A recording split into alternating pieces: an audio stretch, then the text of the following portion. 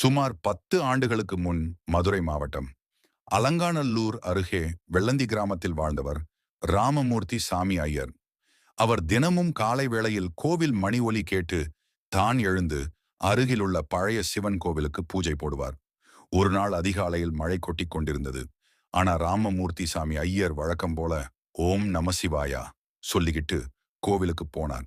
கோவிலுக்கு போகும் வழியில் மின் கம்பி ஒன்று மழையால் தரையில் விழுந்திருந்தது. அவர் கவனிக்காம தண்ணீர் வழியாக நடந்தபோது மின்சாரம் பிடிச்சது.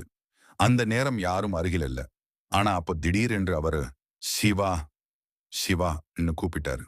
அடுத்த நொடியிலே ஒரு கருப்பு உடைய மனிதர் பெரிய ருத்ராட்ச மாலையுடன் வந்து அந்த மின் கம்பியை கையால் தூக்கி தள்ளினார். ராமமூர்த்தி சாமி ஐயர் மயக்கம் போய் விழுந்தார். அவர் விழித்தபோது அந்த மனிதர் காணாம போயிருந்தார். ஆனா அவரது கையில் இருந்த சிவலிங்க வடிவ சாம்பல் குறி இன்னும் தெளிவா இருந்தது.